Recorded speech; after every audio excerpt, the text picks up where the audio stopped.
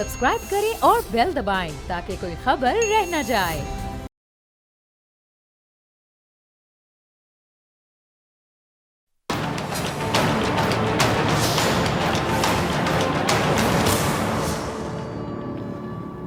अस्सलामुअलैकुम नाजरीन, पाकिस्तान के सियासी मंजरनामे में हम देख रहे हैं कि जी हालात व वाक़यात 9 मई के बाद दिनों के बजाय घंटों में तब्दील हो रहे हैं। और जैसे पाकिस्तान तहरीक इंसाफ के रहनुमाओं और उम्मीदवारों ने पार्टी से मुंह मोड़ना शुरू किया, हुकूमती इत्तेहाद की जमातों में भी मुस्तकबिल के हवाले से हम देख रहे हैं कि एक बाकायदा खलबली मच गई है। आसिफ अली जरदारी साहब लाहौर में कुछ दिन गुजारने के बाद इलाज की गर्ज से दुबई जा चुके हैं और लग चुके हैं, और लगता यह है कि आसिफ अली जरदारी साहब इस्तेकाम पाकिस्तान पार्टी के क़याम से कुछ ज़्यादा खुश नहीं है। अब दूसरी जानिब जहांगीर तरीन साहब भी बड़ी उजलत में पार्टी लॉन्च करके इलाज के लिए लंदन तशरीफ़ ले गए हैं। वहाँ उनकी मुलाकात मुस्लिम लीग नून के कायद मियां नवाज शरीफ साहब से भी मुतवक्की है।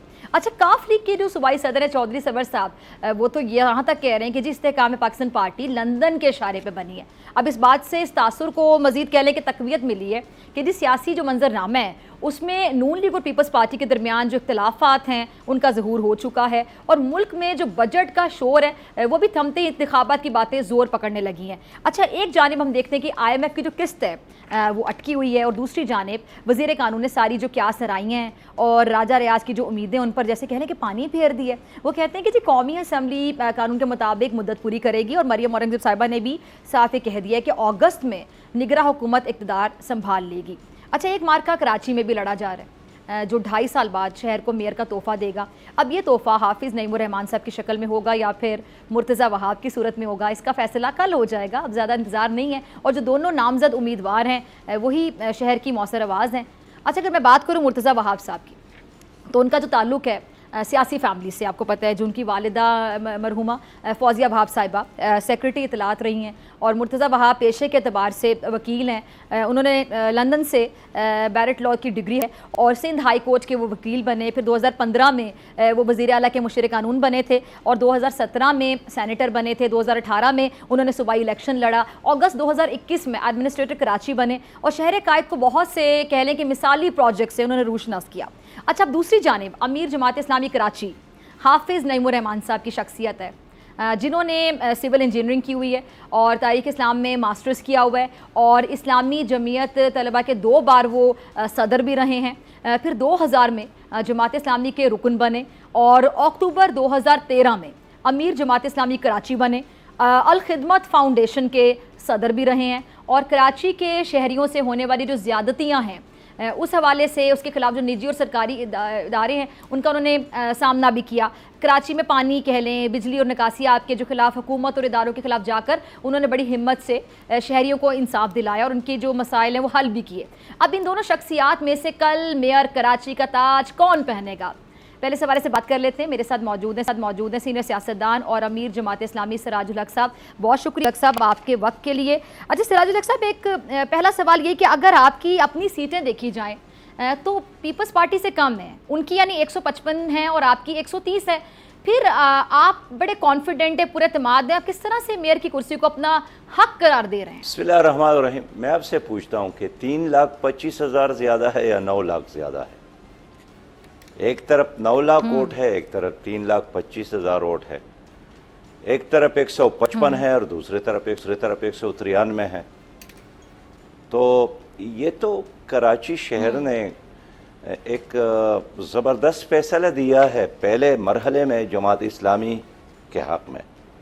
फिर दूसरे लोगों ने भी, PTI के लोगों ने भी जमात इस्लामी की हिमायत का ऐलान किया बग़ैर किसी शर्त के।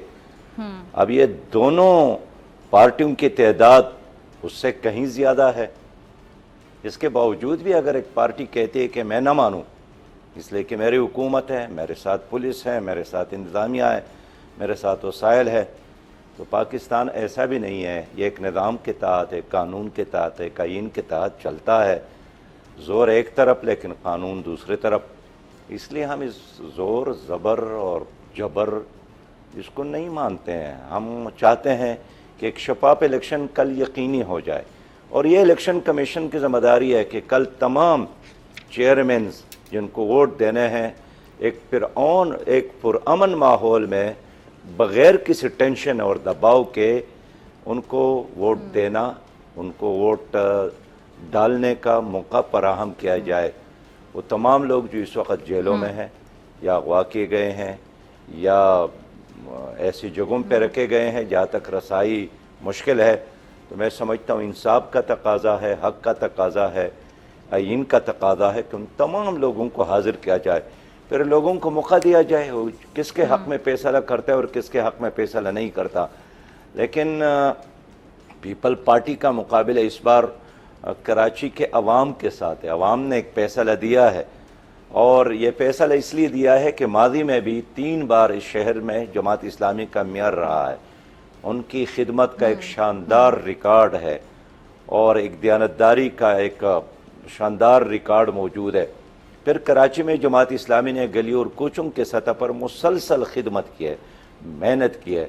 तो हम चाहते हैं कि पीपल्स पार्टी अवाम के फैसले को कबूल करे और उनके साथ करने के बहुत मौके हैं। उस चक्कर में काम करके दिखाएं, लड़का के दिखाएं, हैदराबाद में करके दिखाएं, जामशोरों में करके दिखाएं, शिकारपुर में करके दिखाएं, दादू में करके दिखाएं कि इंसान ने चांद पर कदम रखा और यहाँ आज भी सिराज साहब, जैसे आप पानी के लिए साफ पानी नहीं मिलता है, हॉस्पिटलों में इलाज का इंतजाम नहीं है। जो सिंध में कारकर्दगी है, कराची के हवाले से आप बात करें, पीपल्स पार्टी पर आप तनकीद करें, इसी तरह की तनकीद आपने पीटीआई हुकूमत पर भी बहुत ज़्यादा की थी, बल्कि मुझे याद है कि आप पीटीआई हुकूमत को तारीख का बदतरीन दौर भी कहते रहे थे, खुलकर तनकीद का निशाना बनाते रहे थे, तुंदो तेज निश्तर बरसाते रहे थे। अब ये सवाल ज़हनों में गर्दिश करता है कि अब जब इलेक्शन आया मेयर का, तो फिर आपको उनके वोट काबिल कबूल होंगे, एक्सेप्टेबल होंगे? यानी हम कह सकते हैं कि सियासत में जो नज़रिया ज़रूरत है वो सबसे अहम नज़रिया होता है।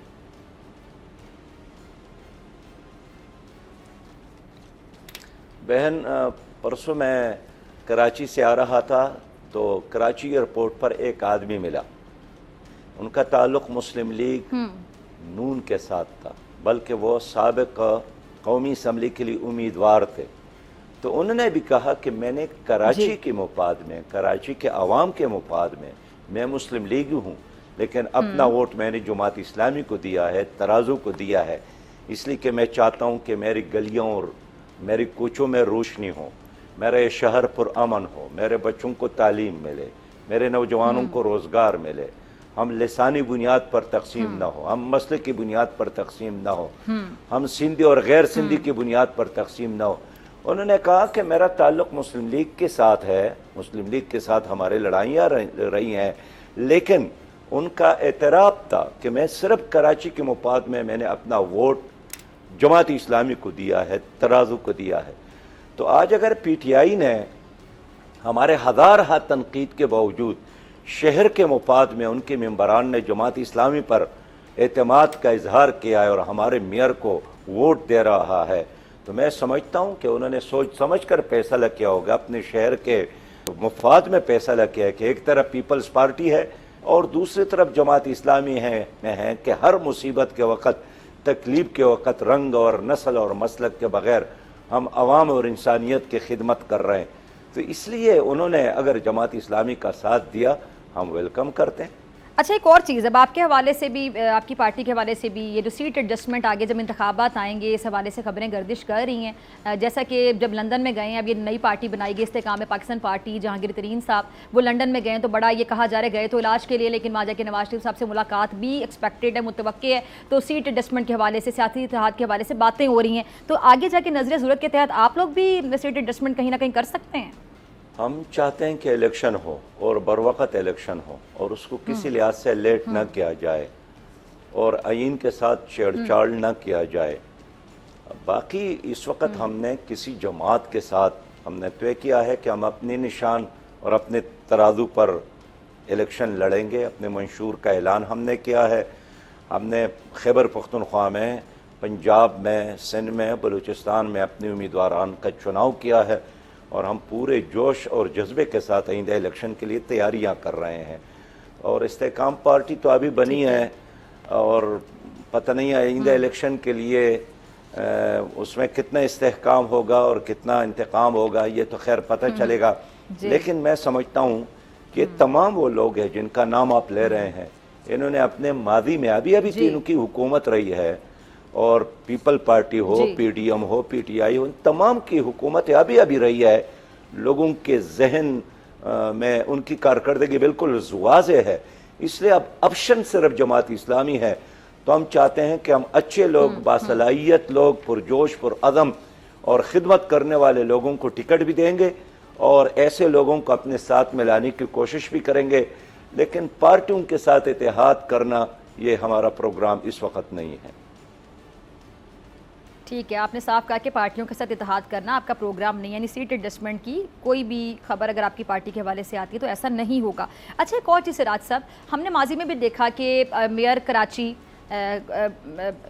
जिस तरह वसीम साहब भी थे, जब वो आते थे टीवी पे तो बड़ा जी इख्तियारात नहीं है, लाचारी, बेबसी, रोना रोते हुए दिखाई देते थे। अब एक बंदा है जो कि अवाम की जिससे उम्मीदें जुड़ी हुई हैं कि हमारे मसाइल ये हल करेगा, वो मेयर साहब आके टीवी पर रोना धोना शुरू कर देंगे, मैं तो बड़ा ही बेचारा हूँ, मैं बड़ा ही लाचार हूँ, मैं बड़ा ही कमज़ोर हूँ, बड़ा ही बेबस हूँ, मैं तो कुछ कर ही नहीं सकता, मेरे पास इख्तियारात नहीं है, मेरे पास बजट नहीं है, मेरे पास पैसे नहीं है। ये मसाइल चलते रहते थे। अब जारी बात है अवाम की उम्मीदें तो उस मेयर से थी, लेकिन कराची वाले बेचारे जारी बात है अब मेयर को रोता हुआ देखेंगे तो खुद ज़्यादा मायूस हो जाएंगे कि ये तो इतना बेबस मेयर है, कुछ कर ही नहीं सकता। अगर आपकी पार्टी से मेयर बन जाता है तो कल को वो तो नहीं रोना रोएंगे इख्तियारात का कि जी हम तो लाचार बहुत हैं, बहुत बेबस हैं, हमें तो तंग किया जा रहा है, हमारे पास तो पैसे ही नहीं है, हम करें क्या, इख्तियारात नहीं है। नहीं नहीं बहन, रोने से कोई मसला हल नहीं होता है और मांगने से भी मसला हल नहीं होता है। ये तो कराची वालों माजी में का रो रो हक के है बस ये करते रहे ना, और ये कोई खैरात भी वो नहीं मांगते हैं। तो जो मैं अर्ज़ करता हूँ कि रोना, जो लोग रो रहे थे वो इस वक्त है भी नहीं। नेमतुल्लाह खान ने इस शहर की क़ियादत की है और वो कभी नहीं रोए। उन्होंने अपने कराची के हक़ से भी ज़्यादा हासिल करने की कोशिश की। और आपको याद है परवेज़ मुशर्रफ ने उनके बारे में यही कहा था कि इख्तिलाफ के बावजूद चूँकि वो दयानतदार है और डिलीवर कर रहा है, बासलाहियत है, इसलिए देना ये वफाकी हुकूमत का फ़र्ज़ है। इस तरह अब्दुलसत्तार अफ़गानी और एक मेगा प्रोजेक्ट मुझे बताएं कि नेमतुल्लाह खान के अलावा और किसी ने वहाँ शुरू किया हो या मुकम्मल किया हो। ख़ुद MQM के दौरानिए में मुस्तफ़ा कमाल साहब मेयर थे, जितने भी उन्होंने इफ्तिताह किए हैं स्कीमों के, प्रोजेक्ट के, अक्सरियत उनमें से 90% वो है जो ख़ुद नेमतुल्लाह खान साहब ने शुरू किए हैं। तो इस शहर के बारे में हमने, सही बात यह है बहन, कि पूरी तैयारी की है। तकरीबन 20-25 डिपार्टमेंट हैं और हर डिपार्टमेंट के हवाले से हमारा एक होम वर्क मौजूद है, ग्रुप बनाए हैं। तो ये अच्छा, कराची शहरियों की बहुत आप ज़्यादा खुशकिस्मती होगी कि एक बार फिर कराची शहर को मेयर मिले जमात इस्लामी का। और ये अच्छा सिराजुल हक साहब, कल आपने कहा कि बड़ी खुशकिस्मती होगी कराची वालों की अगर मेयर मिलेगा जमात इस्लामी का। आप लोगों ने ऑलरेडी होमवर्क किया है 20-25 डिपार्टमेंट्स के हवाले से। सिराज साहब जरा बताइएगा, जो आप लोगों ने होमवर्क किया हुआ है, अगर मैं सीधा सीधा पूछना चाहूँ कि आपने कहा 20-25 डिपार्टमेंट्स के हवाले से हमने बड़ा काम किया हुआ है कि अगर आप लोगों को मौका मिलता है तो आप लोग ये मसाइल इस तरह हल करेंगे।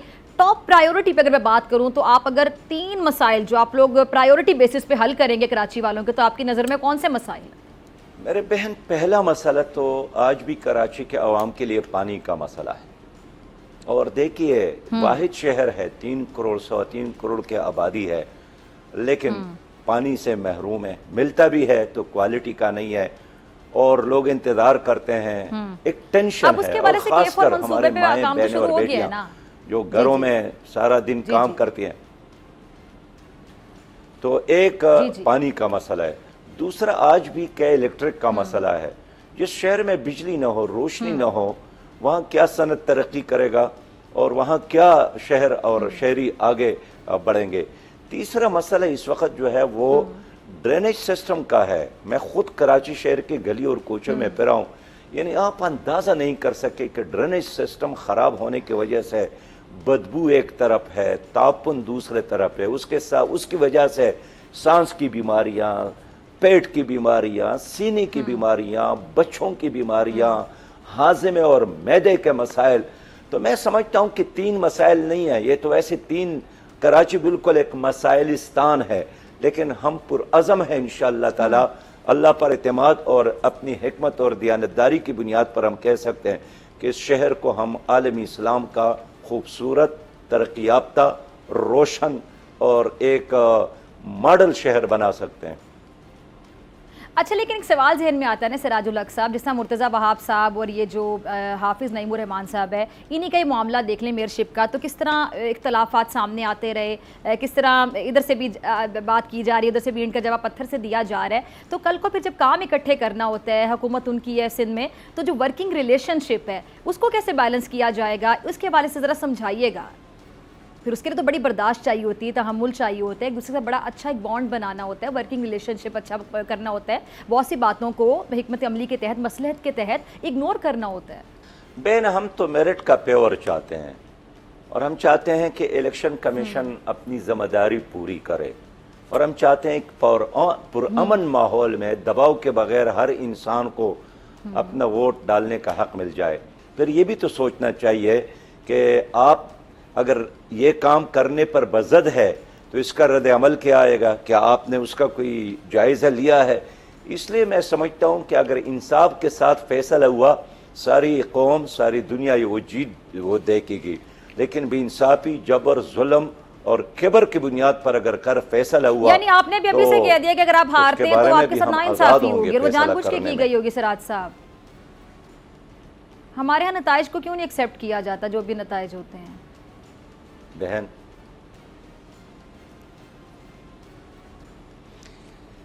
देखिए, इस वक्त भी जो हमारे साथ लिस्ट है ना जी, इसमें बहुत सारे ऐसे चेयरमैन हैं जो जेलों में हैं, बहुत सारे ऐसे चेयरमैन के लिस्ट है जो अब तक लापता है। उनके घर वालों से पूछते हैं, वो कहते हैं कि बस वो गायब है, हमारे साथ उनका कोई राबिता नहीं है। फिर खुद आपके सिंध गवर्नमेंट और कुछ ऐसे भी तो जो आपको वोट नहीं देना चाह रहे, मीडिया के सामने एतराफ़ किया है कि मैं अर्ज़े करना चाहता हूँ, एक पार्टी ने फैसला किया है, बगैर किसी शर्त के फैसला किया है, बगैर किसी दबाव के फैसला किया है। ये कैसे मुमकिन है कि पार्टी फैसला करे और एक आदमी कहते हैं कि मैं तो वोट नहीं देना चाहता हूँ। मैं इसलिए कहना चाहता हूँ कि उनको लाएं और उनको वोट देने का मौका दे, ये फिर उन पे छोड़े। लेकिन अगर आपने पहले से उनको प्रेशराइज किया कि आपका, जब तक साबित ना हो तो इल्जाम ही रहता है।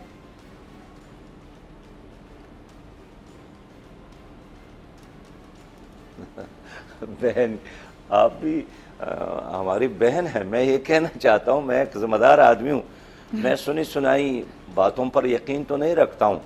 मेरे साथ लिस्ट मौजूद है कि ये लोग जेल में हैं, मेरे साथ लिस्ट मौजूद है कि ये लोग गायब किए गए हैं, मेरे पास खुद लोगों के वो बयानात, स्टेटमेंट है।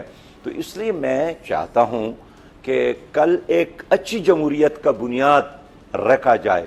अगर आपने एक शहर में एक अच्छा इलेक्शन नहीं किया, इलेक्शन कमीशन नाकाम हो जाता है, तो पूरे पाकिस्तान में फिर इलेक्शन कैसे आप करेंगे? फिर कौन इस प्राड इलेक्शन में हिस्सा लेने के लिए शनाख्ती कार्ड लेकर कतार में खड़ा होकर अपने बारी का इंतजार करेगा? इसलिए कल इलेक्शन कमीशन का बहुत शुक्रिया के लिए। नाज़रीन, आपसे मुलाकात होगी ब्रेक के बाद। ब्रेक के बाद मेरे साथ मौजूद होंगे मुजाहिद बेलवी साहब और सदीक जान।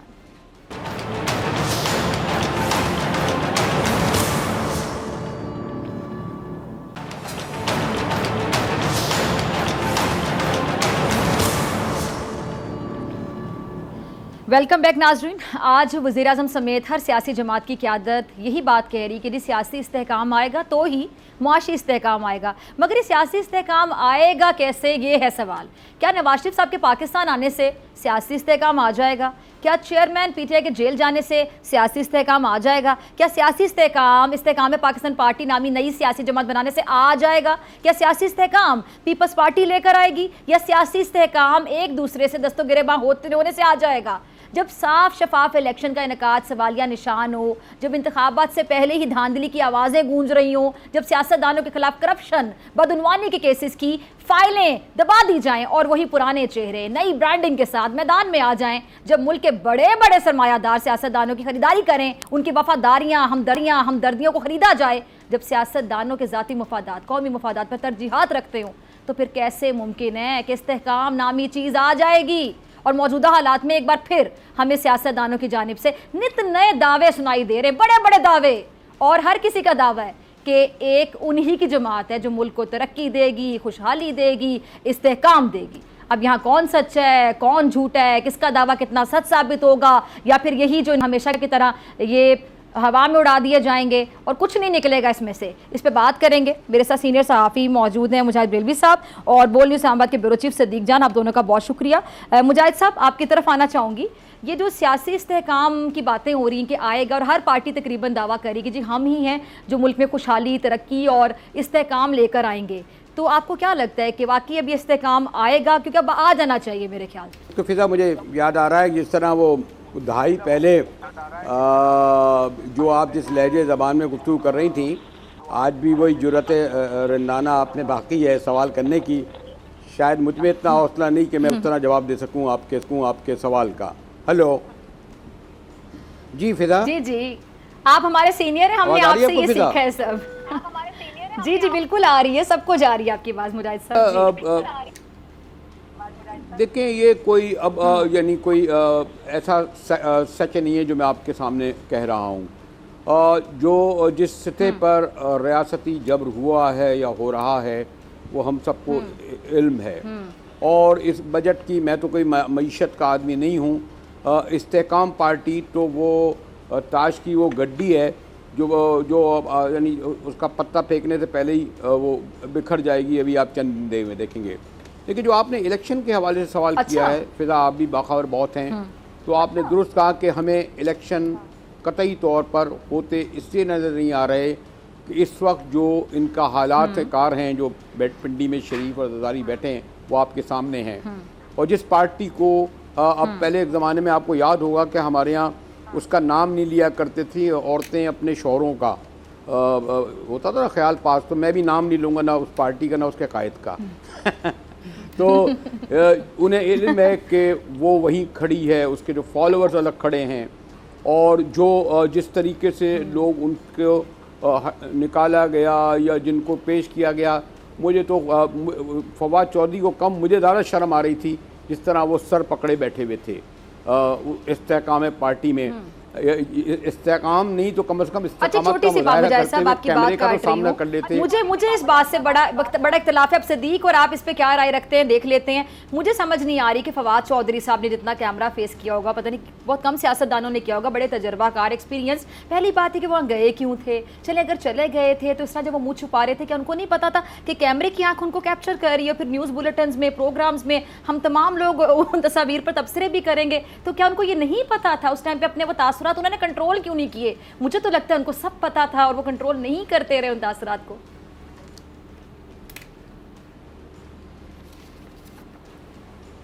जी मुझे आप सवाल कर रही हैं फिजा? जी जी आपसे। जी जी जी जी फिर सदीक की तरफ आते हैं। हेलो जी मुजाहिद साहब। जी सदीक जी जी मुजाहिद साहब। ये है ना कि ये आए नहीं थे, इन्हें लाया गया था। जी और जी मुझे अफसोस होता है कि जिन्होंने खास साहब की सोहबत के बरसों बड़े तयशाना अंदाज में, चाहे वो पावर में नहीं भी थे, ये हुए, इमरान इस्माइल हुए, अली जैदी हुए, इन लोगों ने जिस तयशाना अंदाज में उनके साथ शब रोज़ बसर किए, और उसके मुकाबले में इन्हें शर्म आनी चाहिए कि वो जो 13 ख़वातीन हैं, ख़ासतौर पर यास्मीन राशिद का जिक्र करूँगा, कि जिस कठिन हालात में, इस शदीद गर्मी में वो फेस करती रहीं, तो मुझे हैरत होती है। और मैं तो इससे ज़्यादा भी कहना चाहता हूँ कि पता नहीं ये सियासी पस मंज़र तो मुझे पता है, लेकिन दूसरा पस मंज़र मुझे नहीं पता। इस तरह नहीं होता। देखिए जी, आप सच ना बोलें फिज़ा, मैं भी अब बोलने की हिम्मत नहीं रखता, लेकिन झूठ बोलने पर आपको कोई नहीं कह सकता। लेकिन ये इतने नीचे आ गए कि ये इस तरीके से इस पार्टी में आए। देखिए तरीन साहब का मामला दूसरा है, ओन चौधरी का मामला दूसरा है, लेकिन इमरान इस्माइल जो यहाँ मेरे प्रेस क्लब में आए थे, मेरे साथ बैठे जब उन्होंने कहा, और इन्होंने कहा था हम सियासत में हिस्सा नहीं लेंगे, इमरान इस्माइल ने, फवाद चौधरी ने, और इस तरह बिल्कुल बरमला कहा था। अब अगर इस तरह ये पार्टी बनाई जा रही है, हमारे पास तारीख मौजूद है। भुट्टो साहब ने भी पार्टी बनाई थी, नेशनल पीपल्स पार्टी, जतोई और खर के साथ। फिर उसके बाद ज़िया-उल-हक साहब ने जो लीग बनाई, फिर एक तारीख़ है, फिर कानून लीग से काफ लीग निकली, वो भी हमें पता है। फिर बाद में मुशर्रफ लीग का क्या असर हुआ। ये किंग्स पार्टी तो इनके लिए छोटा लफ्ज़ है, ये तो गरीबों और फ़कीरों की पार्टी है। किंग्स के लोग तो फिर भी जो है वफादार होते थे, ये तो फ़कीरों और नादारों की पार्टी है जो अच्छा मुजाहिद साहब, सदीक जान भी कुछ आपसे पूछना चाह रहे हैं। पार्टी दिया गया है। जी जी जी जी मुजाहिद साहब ये बताएं कि आप ये जो अभी इस वक्त सूरत हाल है इस्तेकाम पाकिस्तान पार्टी की, अगर इसी तरह से इलेक्शन में जाती है तो आपको क्या नज़र आ रही है, कितनी सीटें लेने में कामयाब होगी मुझे इस्तेकाम पाकिस्तान पार्टी? मैं बहुत ही गार्ड लफ्ज़ में कहूँगा, इस सूरत हाल में अगर यही सूरत हाल रही कि हाथ पार बांध के एक पार्टी को आपने एक रख दिया है, इन्हें जो लोग ये सब कुछ कर रहे हैं, इस्तेकाम पार्टी बना रहे हैं या जो इस वक्त सेटअप चला रहे हैं, उन्हें खुद यकीन नहीं है कि जो आगे चलने वाले महीनों में जब 14 अगस्त को ये गवर्नमेंट डिज़ोल्व होगी तो ये क्या करेंगे।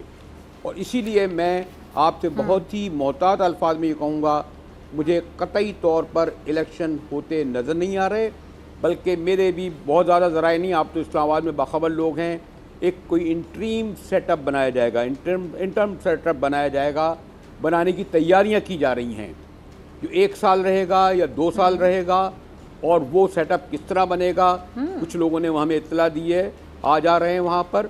ये कतई तौर पर इलेक्शन पे नहीं जाएंगे। और ये मौलाना क्या आप समझते हैं, यानी इलेक्शन मार्च अप्रैल में भी नहीं होंगे, चलो अक्टूबर नवंबर में तो नहीं नजर आ रहे।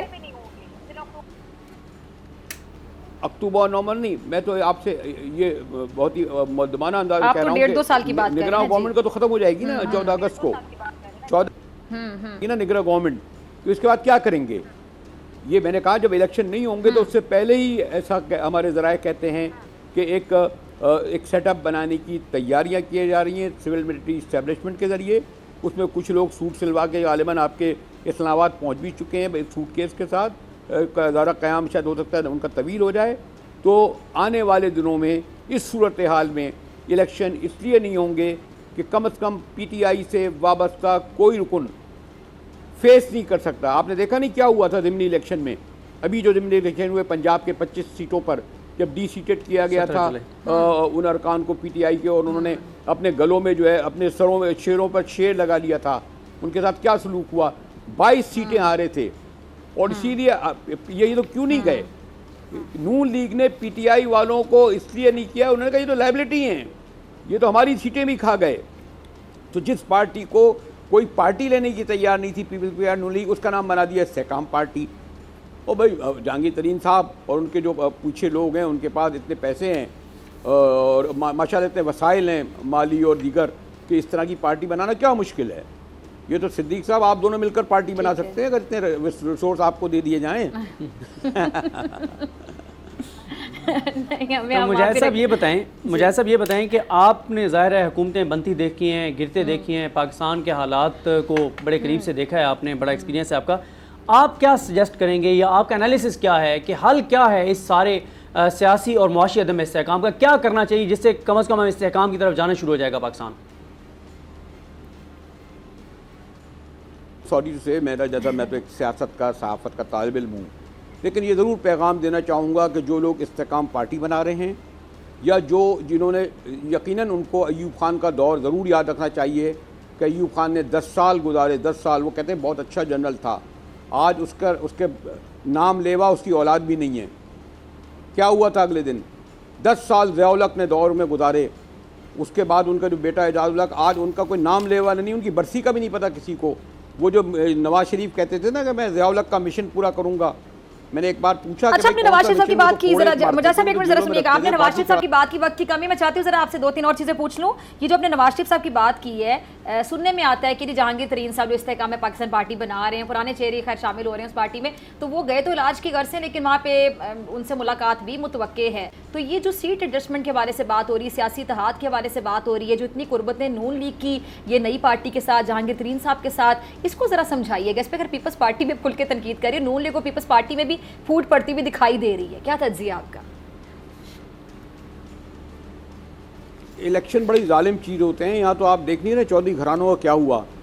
मुझे अफसोस होता है कि जो 40 साल तक खूनी रिश्ते जिन लोगों के थे, और परवेज़ इलाही किस दुख से कह रहे थे कि मैं 10 दिन से ज़मीन पे सो रहा हूँ, मेरे साथ पंखा नहीं है।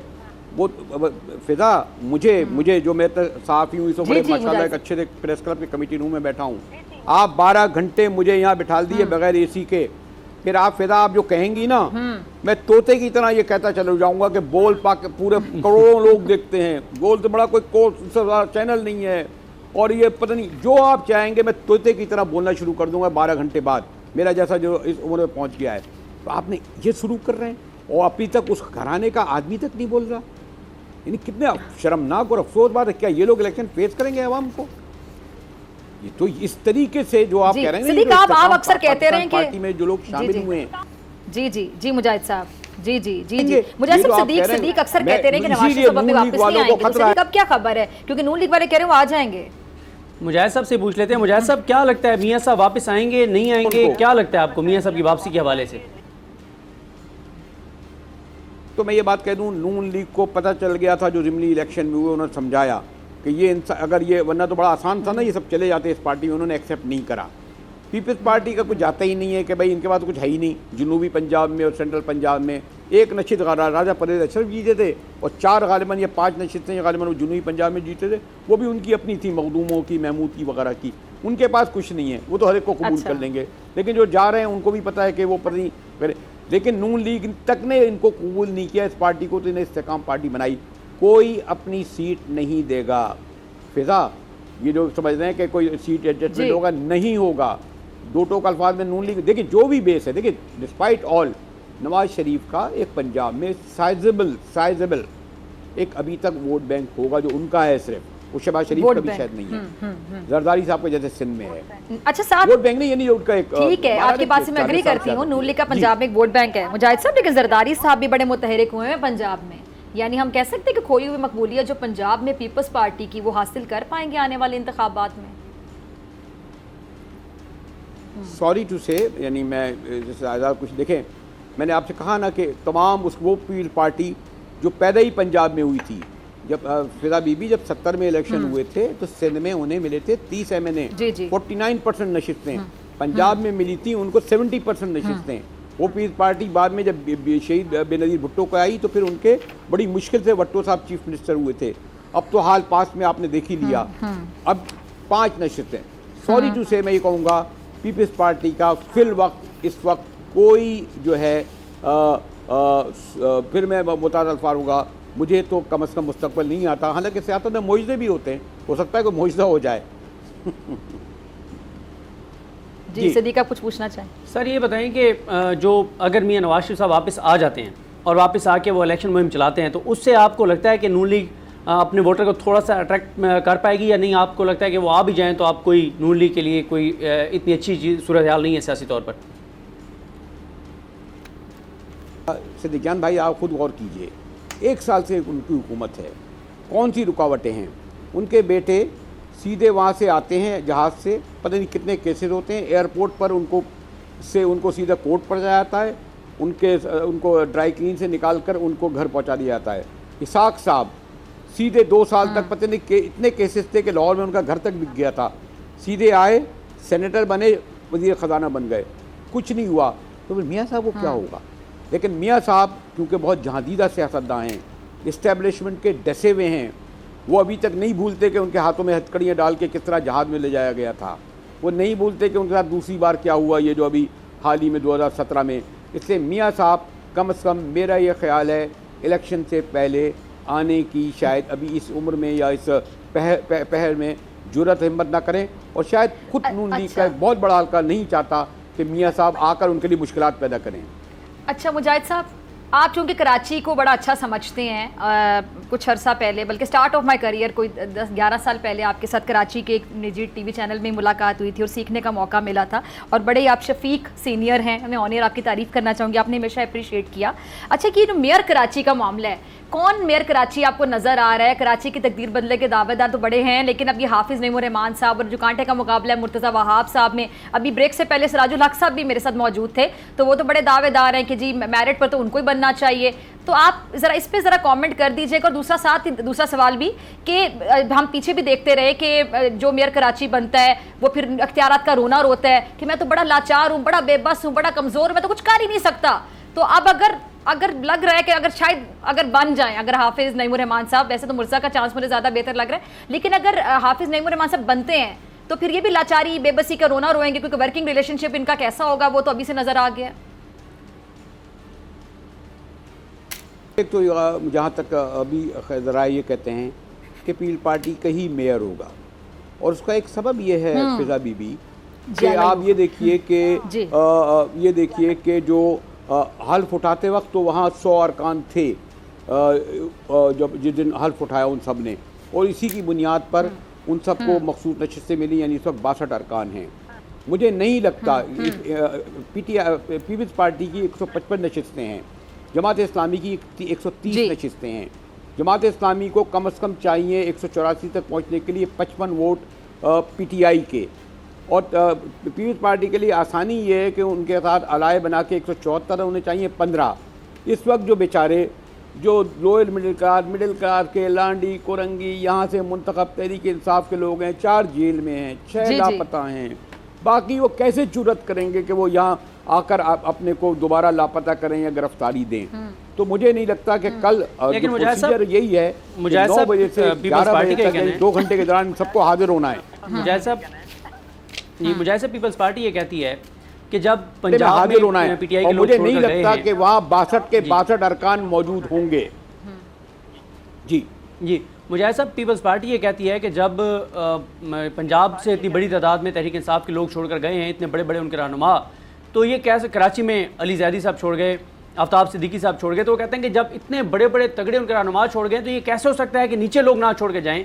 तो वो कहते हैं कि उनके लोग तो खुद छोड़ रहे हैं, तो आप हम पे क्यों इल्ज़ाम लगाते हैं कि हम उनको छुड़वा रहे हैं पार्टी।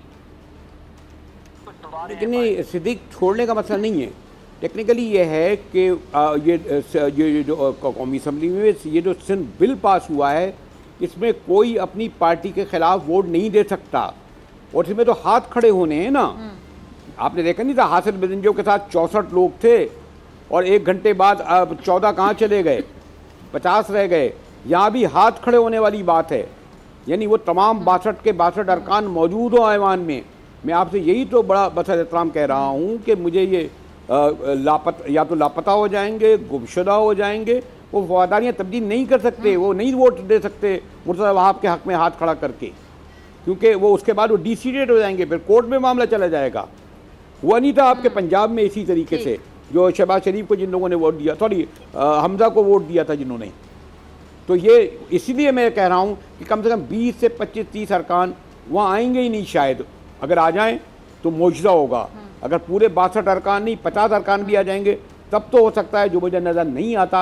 मुझे सब लास्ट 30 सेकंड्स हैं, बजट कितना आवाम दोस्त लगा आपको? कह रहे थे ना बड़ा आवाम दोस्त बजट है। अब आप तमाम बातें छेड़ने के लिए मैं ही रह गया हूँ। लास्ट 30 सेकंड है, लास्ट कमेंट कर दें। आप इससे अंदाज़ा लगा लें कि इतना आवाम दोस्त बजट है कि आपको जो है वो जो बेचारा गरीब आदमी था उस पर आपने इतना बोझ डाल दिया जो हम हमेशा समझ। ठीक है, मुजाहिद बरेलवी साहब, सिद्दीक जनाब, दोनों का बहुत शुक्रिया। इसी के साथ मुझे दीजिए इजाज़त, आपसे मुलाकात होगी इंशाल्लाह कल सेम टाइम सेम चैनल। अगर ज़िंदगी ने वफ़ा की, दुआओं में याद रखिएगा, अपना बहुत ख्याल रखिएगा। अल्लाह निगहबान।